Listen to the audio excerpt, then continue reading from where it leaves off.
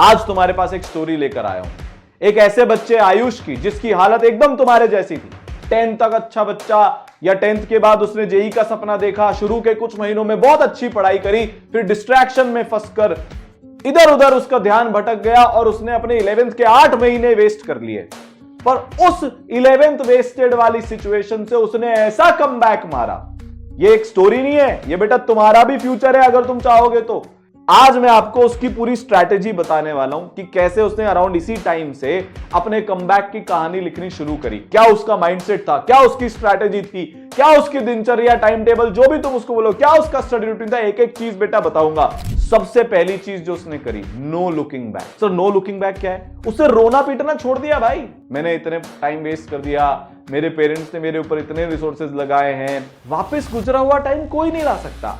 तो रिग्रेट्स को आपको छोड़ना पड़ेगा, खुद को माफ करना पड़ेगा कि जो हो गया सो हो गया। आयुष ने भी ऐसा किया था। एक दिन उसने डिसाइड कर लिया, लिख लिया अपने स्टडी टेबल के ऊपर नो लुकिंग बैक, और उसने एक छोटी सी ट्रिक अपनाई जिससे उसका इतना अमेजिंग वाला कमबैक हुआ। उसने रोज रात को खुद से यह पूछना शुरू कर दिया कि जो मैं आज हूं, क्या मैं वो कल से बेटर हूं क्या? अगर इसका जवाब अगले 1 महीने तक हाँ आ रहा है जो उसका आया था, तो बेटा मेरे से लिखा कर ले जाओ। दुनिया की कोई ताकत तुम्हें नहीं रोक सकती, फिर चाहे कुछ भी हो जाए। दूसरी चीज, उसने यार खुद को है ना एक पैरामीटर में बांधा। वो 4-5 घंटे पढ़ रहा था उससे पहले, कभी पढ़ लिया कभी नहीं पढ़ा। उसने बेटा ये डिसाइड किया कि मैं एक प्लान बनाकर उस पर स्टिक करूंगा। और वो प्लान क्या था? ये है हमारी स्ट्रैटेजी नंबर 2 जो उसने अपनाई, प्रायोरिटी। प्लान के 3 पार्ट थे। पहला पार्ट था भाई 11th के चैप्टर्स जो हमने करने हैं, जो 12th के लिए इंपॉर्टेंट हैं। सबसे पहला अटैक उसने इस पे किया। तो 11th के वो चैप्टर्स जो 12th में काम आएंगे बेटा, उसने उनको किया और उसका एक रिटर्न में प्लान बनाया। आपको भी रिटर्न में प्लान बनाना है।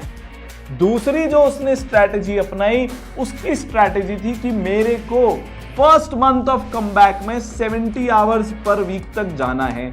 मतलब 15 तारीख से अगर मैंने अपना कमबैक शुरू किया तो अगले महीने की 15 तारीख तक मैं 70 घंटे पर वीक का एवरेज पढ़ रहा हूंगा, उसके अगले महीने में 75 पढ़ रहा हूंगा, और उसके अगले महीने में 80 घंटे पर वीक पढ़ रहा हूंगा। धीरे धीरे वो बेटा स्टडी आवर्स में अपना इंप्रूवमेंट लेकर आया, जो तुम्हें भी लेकर आना है, वरना इसके बिना नहीं होगा। तीसरी चीज जो उसने भाई साहब कसम खा ली थी, इसका तो तुम मान लो, कसम खा ली थी उसने, और ये कसम थी नो मोर बैकलॉग। तुम्हारी जिंदगी की आज सबसे बड़ी समस्या क्या है? तुम्हारी जिंदगी की सबसे बड़ी समस्या है बैकलॉग। क्योंकि तुम जब बैकलॉग करने जाते हो तो करंट छूटता है, करंट करने जाते हो तो बैकलॉग छूटता है। इस चक्कर में तुम कुछ भी नहीं करते। उसने कसम खा ली थी अब करंट को बैकलॉग नहीं बनने दूंगा, चाहे कुछ भी हो जाए। तो दिन का सबसे पहला जो पार्ट था ना, उसके दिन में उसने अपने दिन के 2 पार्ट कर लिए थे। दिन के क्या 2 पार्ट कर लिए थे? वो पहला वाला पार्ट तो उसने किया था कि भाई करंट पर फोकस करना है। जब तक करंट जो मेरा आज के प्रोग्राम में है, आज के प्लान में है, वो नहीं कर लेता, आगे नहीं बढ़ूंगा। तो आगे नहीं बढ़ा, वो करंट करा और एक्स्ट्रा टाइम निकाला। फिर उसको जो हम एक्स्ट्रा रिवीजन के लिए या बैकलॉग्स क्लियर करने के लिए प्लान देते थे, उसके अंतर्गत तो बेटा आज कसम खानी पड़ेगी। अगर तुम अभी 0 से शुरू करने के बाद भी फिर 10 दिन बाद अगर तुमने बैकलॉग्स बना लिए, तो फिर तो तुम भूल ही जाना, फिर से तुम उसी साइकिल में पटक जाओगे। तीसरी चीज कमबैक, जिस पर मैं बार बार बात कर रहा हूं। देखो क्या करो, तुम क्यों नहीं पढ़ पा रहे आजकल? क्योंकि तुम्हारे डिस्ट्रैक्शन है। सबसे पहले बेटा अपना वाई स्ट्रॉन्ग करो। तुम्हें जाना क्यों है आईआईटी में? रोज खुद को समझाओ, अपने लिए जाना है, पेरेंट्स के लिए जाना है, घर की पारिवारिक स्थिति बदलनी है। सबसे पहले क्लियर करो। उसने अपना जो भी उसका वाई था उसको बनाया, उसको सामने चिपकाया। दूसरा, अपने टॉप 3 डिस्ट्रैक्शंस को आइडेंटिफाई करो, या टॉप 3 मिस्टेक्स जो तुमने करी है उनको आइडेंटिफाई करो, लिखो। देखो मैं आज तुमको कितना भी मोटिवेट कर दूं, आज तुम्हें मैं कोई सी भी स्ट्रैटेजी बता दूं, बट जब तक तुम अभी तक जिस भी कारण तुम्हारी 11th बिगड़ी है, जिस भी कारण तुम्हारी 11th इतनी बेकार हो गई है, कुछ ना कुछ तो गलतियां रही होगी। किसी का मोबाइल एडिक्शन होगा, किसी का बंदाबंदी हो गई, किसी की नींद हो गई, किसी की हेल्थ हो गई। टॉप 3 मिस्टेक निकालो उसमें जिससे सबसे ज्यादा तुम्हारा टाइम वेस्ट होता है, आइडेंटिफाई करो उसको, और फिर इन डिस्ट्रैक्शंस को अगले 30 दिन में खत्म करना है। और तीसरी चीज सेल्फ बिलीफ। सेल्फ बिलीफ लाने के लिए क्या करना पड़ता है? अपना गोल सामने चिपका ले बेटा। IIT Bombay I am coming, IIT Delhi I am coming.